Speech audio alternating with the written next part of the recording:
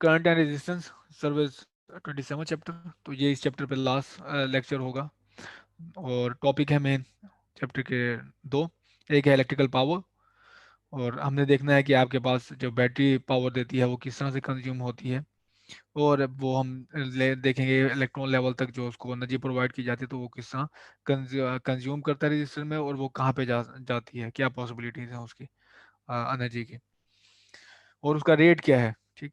तो और दूसरा हमारा टॉपिक है सुपर कंडक्टर्स, कि एक खास किसी कोई मटेरियल आपके पास एक खास टेम्परेचर के बाद आप इसके टेम्परेचर घटाते जाएं, या आपके पास कोई मटेरियल है और उसमें से आप करंट भी पास करते जाएं, तो एक टेम्परेचर एक खास पॉइंट आता है जहाँ पे उस पॉइंट से आप टेम्परेचर और कम करें तो रेजिस्टेंस जीरो हो जाती है, जैसे कि ये शो किया हुआ है। ठीक है, तो इसको हम कहते हैं सुपर कंडक्टर्स।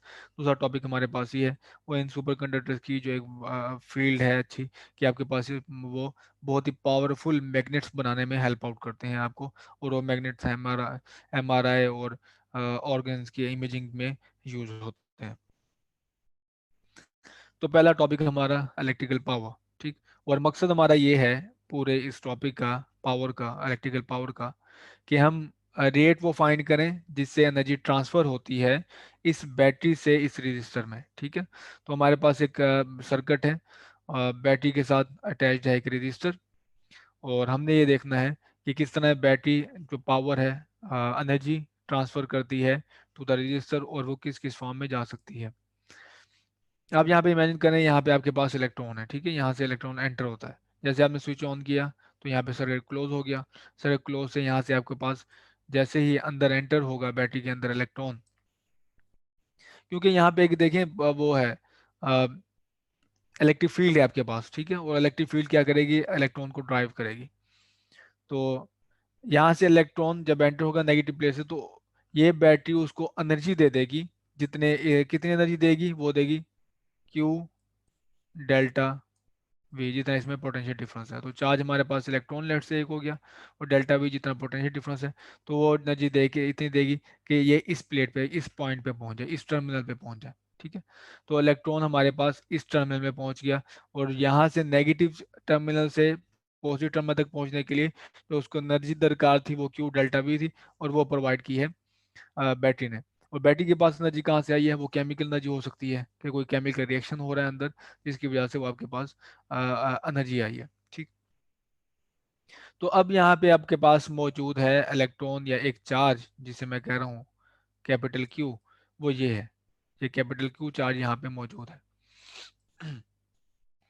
तो वैसे तो ये हो सकता है कि आपके पास जो रियल प्रैक्टिकली जो वायर्स होती हैं उनकी नॉन जीरो रेजिस्टेंस होती है। तो यहाँ पे जो तो कुछ एनर्जी हमारे पास इस रेजिस्टेंस में भी जाएगी जो वायर की रेजिस्टेंस है। लेकिन हमने चैप्टर के शुरू में स्टेट की थी एक बात, वो ये कि हम वायर्स की जो रेजिस्टेंस है वो जीरो करेंगे। ठीक है, वो आइडियल केसेस है। या फिर आप पूछेंगे कि जो वायर्स में रेजिस्टेंस है वो निग्लिजिबल है as compared to the resistance of the resistor. तो इलेक्ट्रॉन यहाँ से या चार्ज यहाँ से जब वायर में जाएगा तो वो कोई एनर्जी आप कंज्यूम नहीं करेगा। ठीक है, बहुत ही कम, या फिर आपके पास आइडल वायर है जिसमें जीरो रेजिस्टेंस होती है, तो कोई एनर्जी वहाँ पे कंज्यूम नहीं करेगा। तो यहाँ पे हमारे पास अब पहुँच गया चार्ज क्यों। ठीक है, तो याद नहीं क्यों हमारा क्यों चार्ज आ रहा है, क्योंकि इस वायर में आपके पास इलेक्ट्रिक फील्ड एस्टेब्लिश हुई हुई है, ये ऐसे।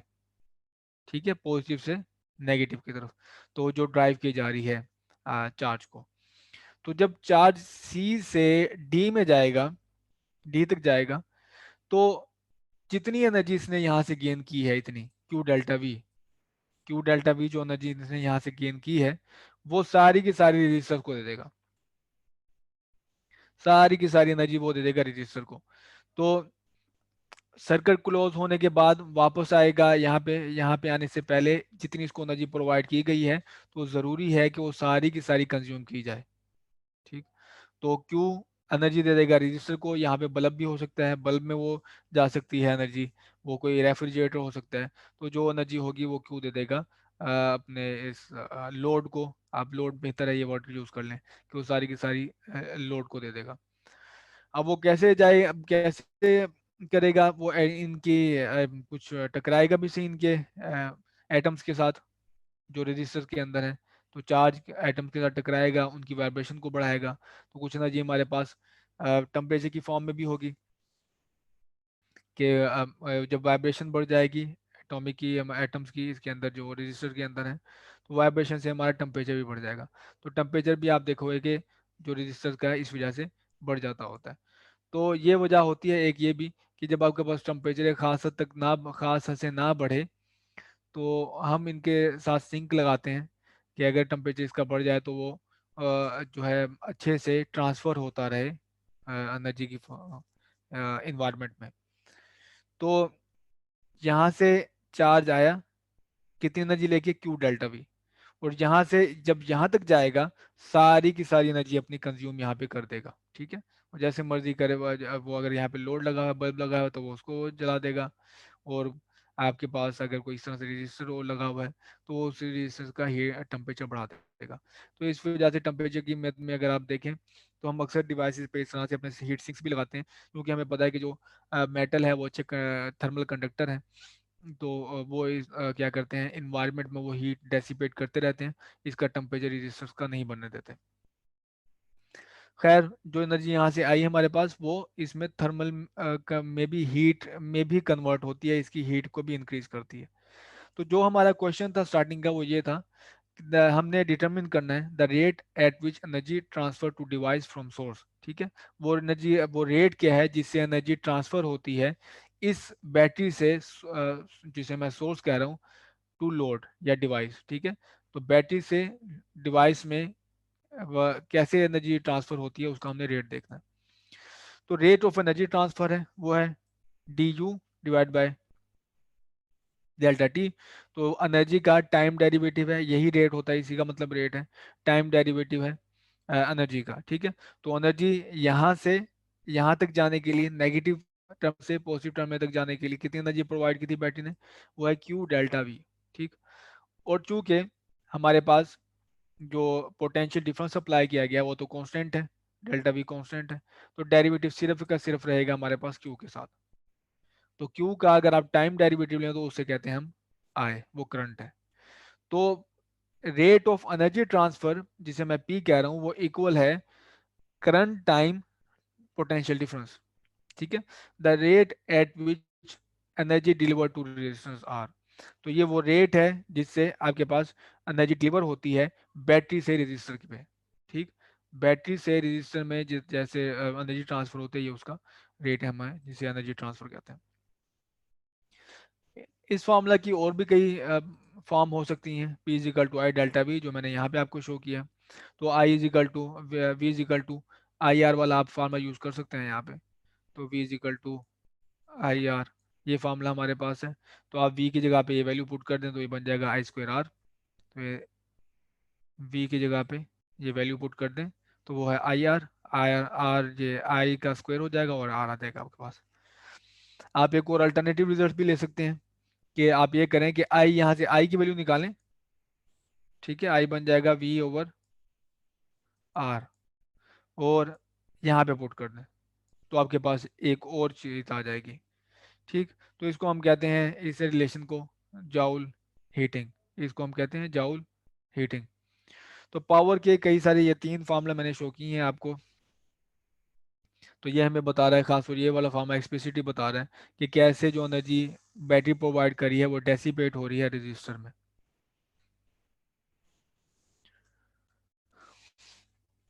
और अगर आप देखें तो हमारे पास जो यूटिलिटीज कंपनीज होती हैं कि वो जब ट्रांसफ़र करती हैं अ, जो वापडा है इस केस में हमारे पास, या फिर हमारे पास कोई भी एनर्जी प्रोवाइडर है, इलेक्ट्रिसिटी प्रोवाइडर है, तो वो ग्रिड से एनर्जी ट्रांसफ़र करती है। जब घरों में ट्रांसफ़र करती है तो उसके पास दो तरह के तरीके हैं। एक तरीकाकार ये है कि वो करंट को ज़्यादा कर दे, ठीक है। और दूसरा तरीकाकार ये है कि वो आपके पास ज़्यादा कर दे इसको, पोटेंशियल डिफरेंस को, ठीक।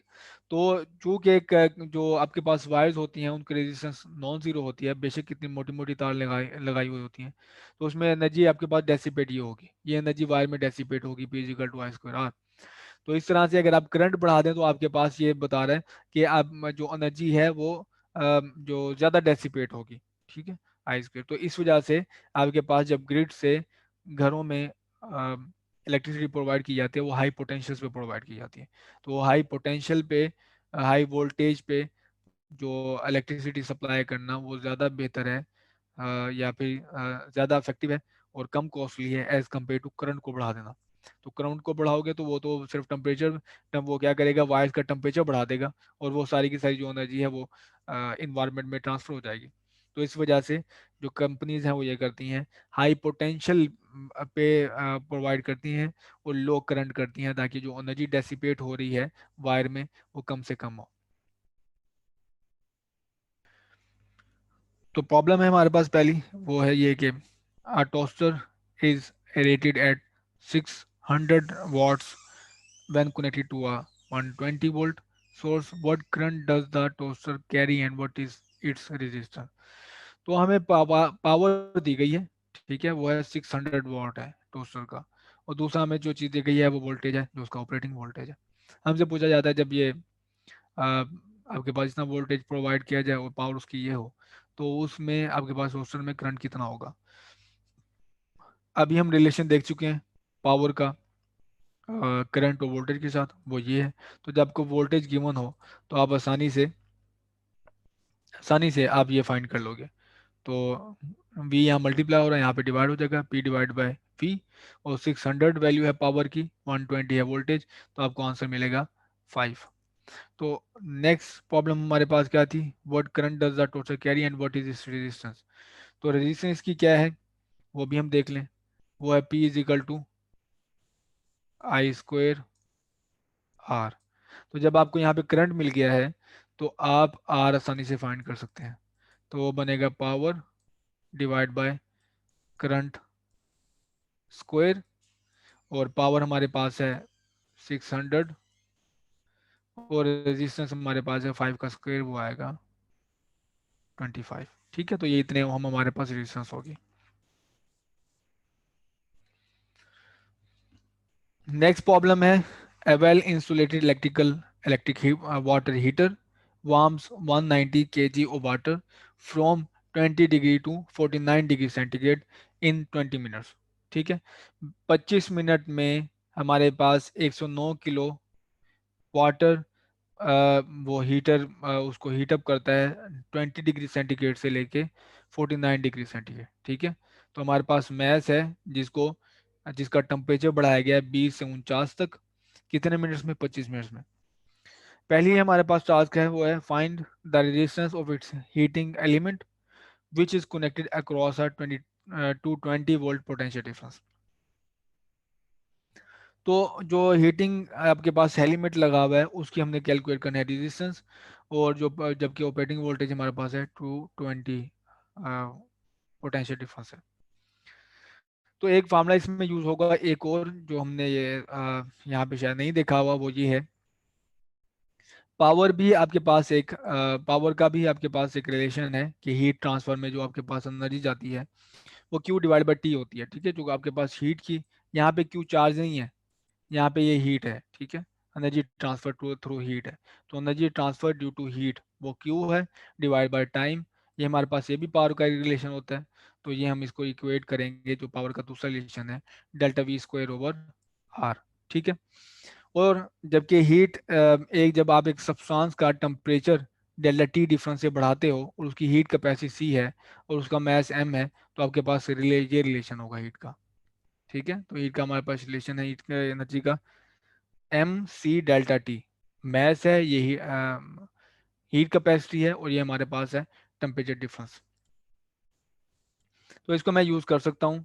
तो क्यू की जगह पे मैंने ये वैल्यू पुट कर दी, ये वैल्यू पुट कर दी मैंने क्यू की जगह पे, तो ये मेरे पास आ गया एम सी डेल्टा टी। इसको आप रीअरेंज कर लें, तो रीअरेंज करेंगे तो आप देखेंगे कि आर की वैल्यू ये है और एम सी डेल्टा टी यहाँ पे मल्टीप्लाई हो रहा है, यहाँ पे जाके डिवाइड होगा, ये हमारे पास टाइम है। तो टाइम हमारा क्या है इस केस में, वो ये है 25 मल्टीप्लाई बाय 60 सेकेंड्स, वो यहाँ आ जाएगा। अच्छा, पोटेंशियल डिफरेंस, ये टेम्परेचर डिफरेंस, वो ये है। मैथ कितना है, 19 kg है। पोटेंशियल डिफरेंस कितना हमारे पास, वो है 220 वोल्ट्स। और जो आपके पास सी सी है हीट कैपेसिटी, वो आप वाटर की यूज़ करोगे। वो टेबल में आपको मिल जाएगी। ठीक है, वो वैल्यू पुट करोगे तो आपके पास ये आ जाएगा रेजिस्टेंस। तो रेजिस्टेंस है हमारे पास 5.49 ओहम। 27 प्रॉब्लम है हमारे पास कि suppose a voltage surge produces 140 volt for a moment. ठीक है, तो एक मोमेंट के लिए हमारे पास 140 वोल्ट प्रोवाइड की है, जो वोल्टेज हमारे पास सोर्स है। By what percentage does the power output of a 120 volt and 100 volt in light bulb increases. तो हमारे पास जो पावर आउटपुट, जो हमारे पास एक डिवाइस है, वो बल्ब है, 120 वोल्ट है उसका ऑपरेटिंग वोल्ट, और हमारे पास है 100 वाट है। ठीक है, तो हमने देखना है कि इतने वोल्टेज से उसका पावर इंक्रीज कितना होगा। ठीक है, ये 120 वोल्ट 100 वाट पे हमारे पास बल्ब वर्क करता है। तो हमने उसकी जो पोटेंशियल डिफरेंस है 140 वोल्ट किया है। तो हमें देखना है कि हमारे पास क्या परसेंटेज है पावर की, जिससे वो पावर की कितनी परसेंटेज इंक्रीज हुई है। Assume its resistance does not change. तो इस जो हमारे वोल्टेज इंक्रीज करने से हमने एज्यूम किया है कि उसकी 120 से 140 पे रेज करने के लिए हमारे पास कोई जो है वो रेजिस्टेंस चेंज नहीं होगी, वो कांस्टेंट रहेगी। स्टेटमेंट दोबारा बताना, ये 27 क्वेश्चन जो। हमने ना एक मोमेंट के लिए 140 वोल्टेज जो है ना बढ़ाया है। ठीक है, suppose a voltage surge produces a 140 volt for a moment. By what percentage does the power output of a 120 volt 100 watt light bulb increases? तो उसकी जो पावर आउटपुट होगी हमारे पास उस बल्ब की, जो कि उसका वर्किंग वोल्टेज है 120 वोल्ट और 100 वाट उसकी पावर है। ठीक है, तो कितने परसेंट इंक्रीज होगी? अगर मैं 120 से जो एक मोमेंट के लिए 120 से 140 जो पोटेंशियल डिफरेंस कर दूं बल्ब का। ठीक है, तो ठीक है। हमने ज्यूम करना है इसके दौरान जो है ना आपकी जो रेजिस्टेंस चेंज नहीं होगी बल्ब की। तो ये है ऑलरेडी जो पावर थी और उसको जो बाद में पावर है उसको हम उसकी रेशियो ले लेते हैं। पहला तो काम ये है। तो ये हमारे पास 140 के लिए और ये हमारे पास है 120 के लिए, जो ऑलरेडी था डेल्टा वी नॉट। तो आर आर हमने देखा है कि रेजिस्टेंस चेंज नहीं होगी, जो पहले आर है वही आर रहेगा, आर आर कैंसिल हो जाएगा और आपके पास ये सिंप्लीफाइड रिलेशन आ जाएगा पी और पी नॉट का, डेल्टा वी और डेल्टा वी नॉट स्क्वायर। तो डेल्टा वी हमारे पास है नए वाला 140 है, पुराना हमारे पास है 120। इसका आप स्क्वायर लोगे तो आपके पास ये आ जाएगा इन दोनों की रेशो। ठीक, तो परसेंटेज इंक्रीज निकालने के लिए हमारे पास रिलेशन होता है ये वाला, ये। ठीक है, 100 से मल्टीप्लाई। तो ये, और अगर आप इसको दोनों को इंडिविजुअली डिवाइड कर दें, पी नॉट पी को पी नॉट से, तो ये पी नॉट से कैंसिल होकर 1 देगा और आपको P divide by P not बन जाएगा ये। अब आप इस रिलेशन को इसके साथ यूज कर लें, इसकी वैल्यू पुट कर दें यहाँ पे। तो पी वन और पी नॉट की वैल्यू आ गई ये, और माइनस होगा 1 से। ठीक है, तो P one P divide by P not की वैल्यू ये, माइनस करोगे 1 से, तो ये आपके पास आके 0.361 और इसको मल्टीप्लाई करोगे 100 से। तो इतने परसेंटेज पावर जो इंक्रीज हुई है वोल्टेज 120 से 140 पे करने के बाद। तो ये हमारे पास क्वेश्चन का आंसर है।